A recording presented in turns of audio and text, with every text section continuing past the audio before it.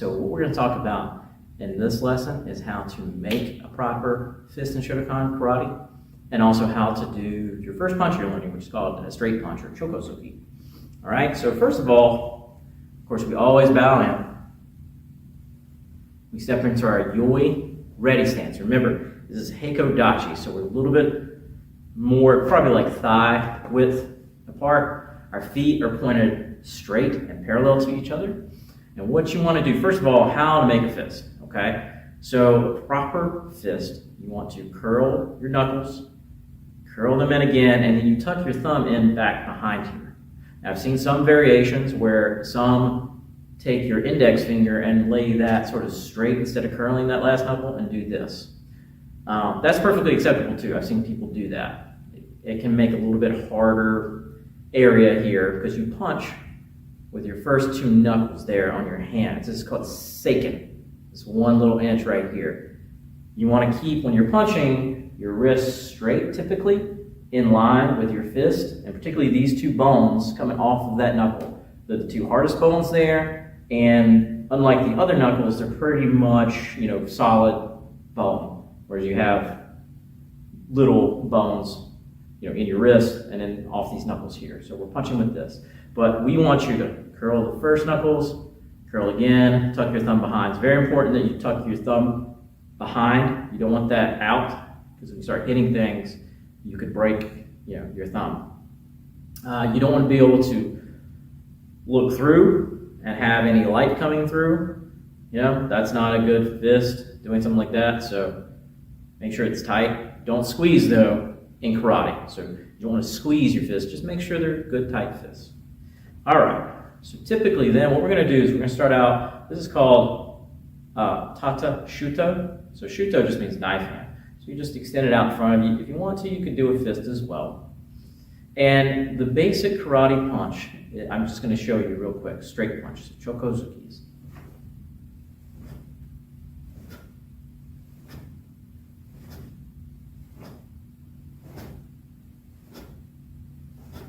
Right? That's what it is. You're going to have to show us this 4 times at speed for your test.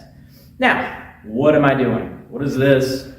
What are my hands doing? So first of all, when we punch, our hands slowly turn.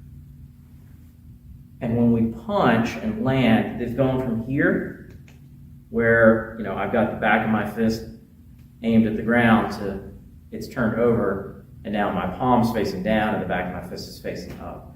It's sort of a corkscrew motion. The other thing is you want to be relaxed, but keep your elbows in. Now don't roll up your shoulders. Keep your shoulders, everything very relaxed.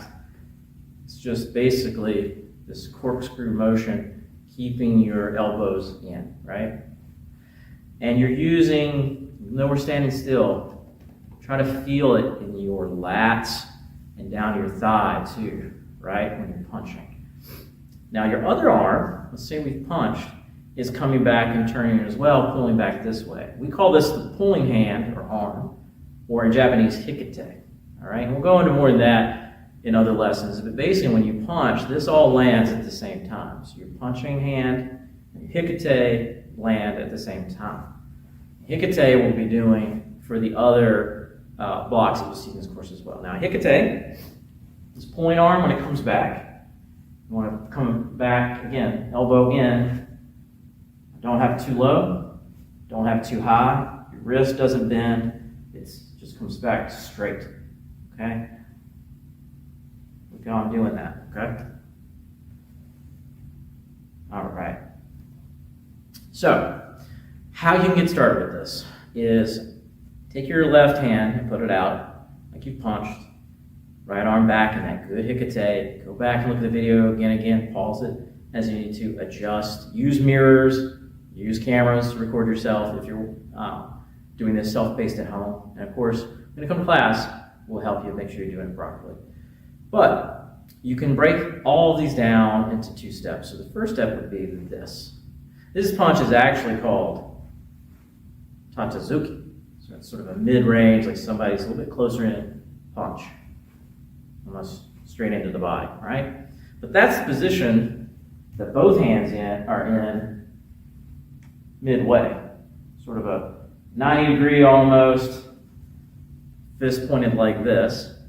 And then you can finish it at the same time. So let's just do a drill together real quick. We'll do it 5 times. So 1, 2, knee, 1, 2,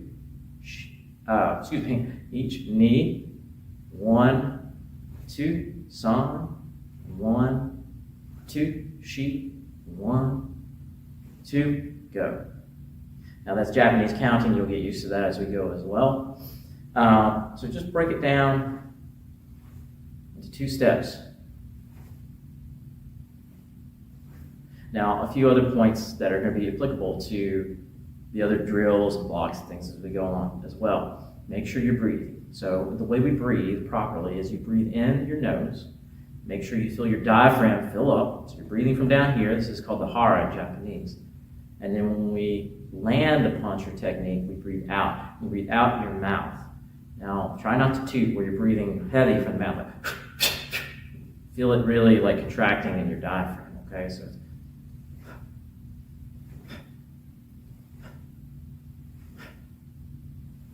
all right, and you go from this 1, 2, 1, 2 to full 1, 2, each, ni, san, shi, go. Now the other thing that I was talking about is our hips. So we really want to get early used to using our hips. The way it works, if I'm punching, so I got my left arm out, maybe punching with my right, you'll feel every so slightly your right knee give a little bit and your hip try to push forward, right? We're going to put the weight of our hips behind the punch. And then basically as I begin to land, this leg starts to lock back and I'm pushing with my opposite hip now. So it's, right? So there's this weight shift like that, sort of a shimmy, okay? Now you don't want to bob. You don't want to literally go like this too much. Don't overemphasize it. Just use your hips, feel it in your hips. Sending it forward. All right.